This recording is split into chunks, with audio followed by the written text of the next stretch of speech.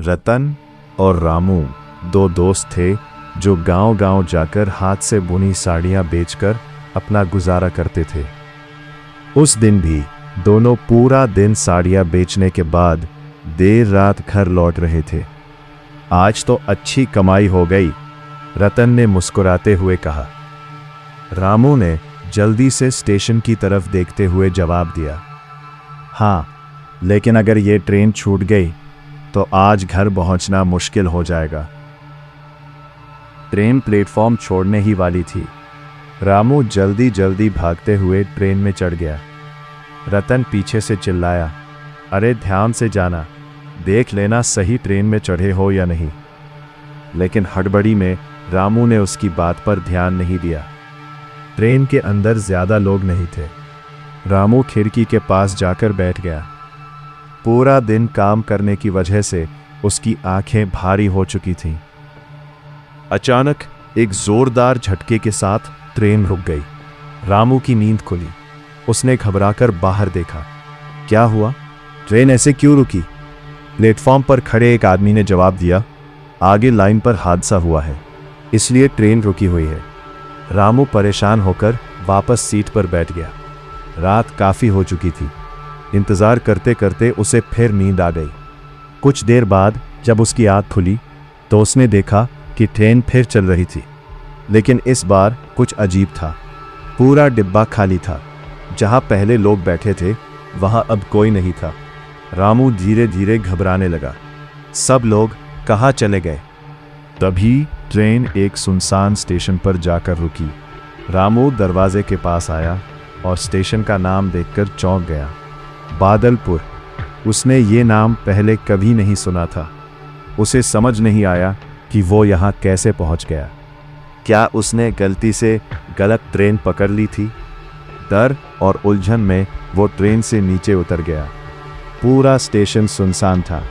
न कोई यात्री, न कोई आवाज, सिर्फ ठंडी हवा और अजीब सा सन्नाटा। तभी उसे थोड़ी दूर एक चाय वाला दिखाई दिया। रामू भागकर उसके पास गया। चाचा, मैं शीतलपुर जा रहा था। ये कौन सा स्टेशन है? चाय वाले ने उसकी तरफ अजीब नज़रों से देखा। ये बादलपुर स्टेशन है और शीतलपुर की लाइन यहाँ से नहीं जाती। रामू के पैरों तले ज़मीन खिसक गई। अब मैं यहाँ से वापस कैसे जाऊँ? चाय वाला धीरे से बोला, अब कोई ट्रेन नहीं मिलेगी, सुबह तक इंतज़ार करना पड़ेगा। फिर अचानक उसका चेहरा गंभीर हो गया। लेकिन सुनो, रात में इस स्टेशन पर मत रुकना। 10 बजे के बाद यहाँ कोई जीवित इंसान नहीं रहता। यह कहकर वो आदमी तेजी से अंधेरे में गायब हो गया। अब पूरा स्टेशन सिर्फ रामू के लिए रह गया था। डर के बावजूद उसके पास कोई और रास्ता नहीं था। वो एक टूटी हुई बेंच पर जाकर बैठ गया। धीरे धीरे रात और गहरी होती गई। अचानक किसी पक्षी की डरावनी आवाज गूंजी। रामू घबराकर उठ बैठा। उसने स्टेशन की घड़ी की तरफ देखा। रात के 3 बज चुके थे और तभी उसकी नज़र अपने बगल में बैठे एक आदमी पर पड़ी। वो आदमी सिर से पांव तक काले चादर में ढका हुआ था। रामू डरते हुए बोला कि कौन हो तुम? लेकिन उस आदमी ने कोई जवाब नहीं दिया। कुछ सेकंड बाद वो धीरे धीरे उठा और अंधेरे में गायब हो गया। रामू का दिल तेजी से धड़कने लगा। लेकिन तभी जब उसने दूसरी तरफ देखा तो वहां वैसा ही एक और आदमी बैठा था। इस बार रामू के शरीर से जैसे जान निकल गई। कौन हो तुम लोग? फिर वही हुआ। वो आदमी भी बिना कुछ बोले अंधेरे में गायब हो गया। अब डर के मारे रामू वहां से उठकर आगे बढ़ने लगा।